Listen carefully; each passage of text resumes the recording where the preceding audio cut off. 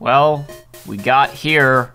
We got to this point. All right, so Detective Pikachu. It's a movie that Warner Brothers is making that stars a Pikachu and some other Pokemon and some humans too. It features Ken Watanabe as a recognizable Japanese actor in Western adaptation of Asian property. And I really don't know what to think about it. That seems to be the general consensus, is everybody is just kind of like a little bit confused.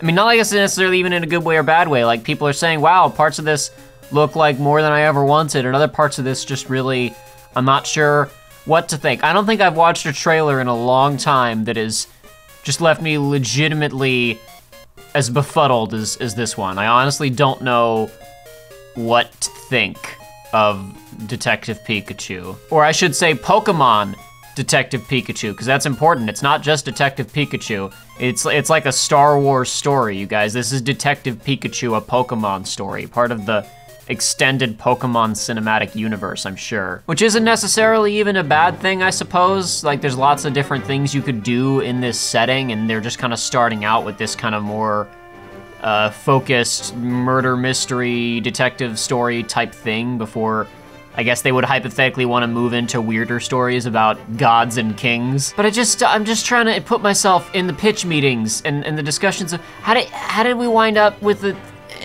who's looked at this and said, yes, let's do another like Blade Runner homage with dark nighttime cities and Asian noodle marketplaces and the harsh lighting and all this kind of stuff. We already did this, people didn't like it. Though I guess the big difference with this one is obviously that the Super Mario Brothers movie was a bunch of people not understanding the demographics for a Mario movie and going way too weird and out there with it, whereas this isn't necessarily too weird for like a Pokemon story. And also, the primary demographic for this movie isn't even like 8 to 12-year-olds. It isn't the people who are buying Pokemon Let's Go Pikachu and Eevee. It's the people who bought Pokemon Yellow 20 years ago. This movie is for 20 to 30-year-olds, which is just I'm just befuddled to see a studio greenlight that. I mean, I'm not necessarily unexcited, like I never would have expected that to happen.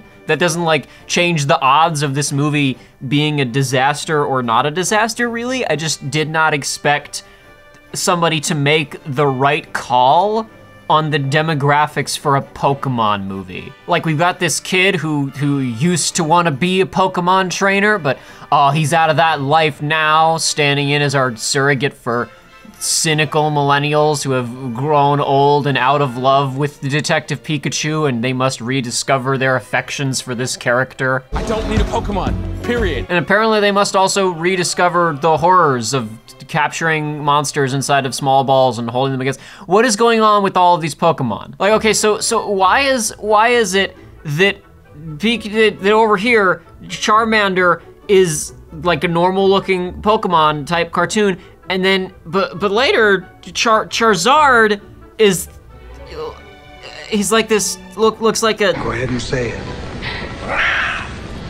Dinosaur.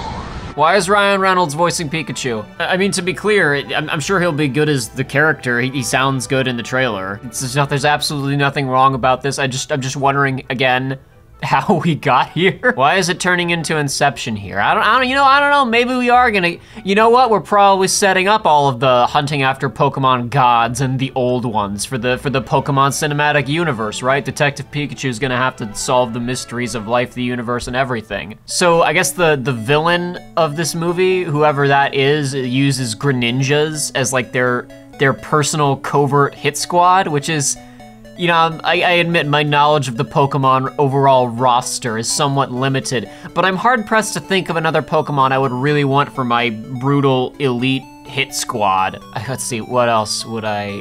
Okay, let's see. If I was a villain in the Pokemon unit... Okay, so yeah, so Greninjas as like my hit squad to cover up my illegal activities and make bodies disappear. For for security at my evil lair, or I guess my front business, my office building, quotation marks, I would have Machamps and Beedrills as security, like bouncers and just general security inside and outside. A Lucario as my personal bodyguard who stays with me at all times. Oh, and also I would have a gun. I think that would make me pretty much untouchable within the Pokemon universe. What do you think about using guns though, Detective Pikachu? I started blasting, bang, bang. Well, I don't see so good, so I missed. Then they ran away, I ran after them, bang, tried to shoot them in the back. But I don't want so good either.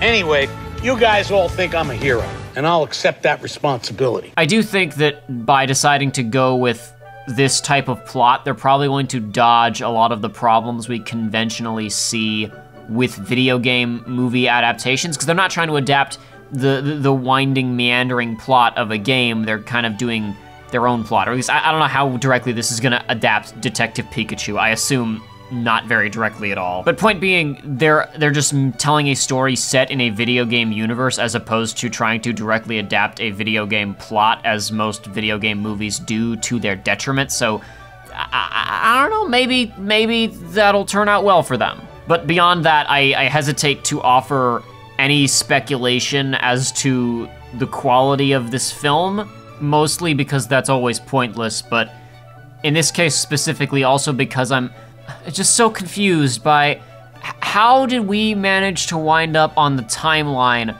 where in 2019, a Detective Pikachu movie is coming out starring Ryan Reynolds as Pikachu.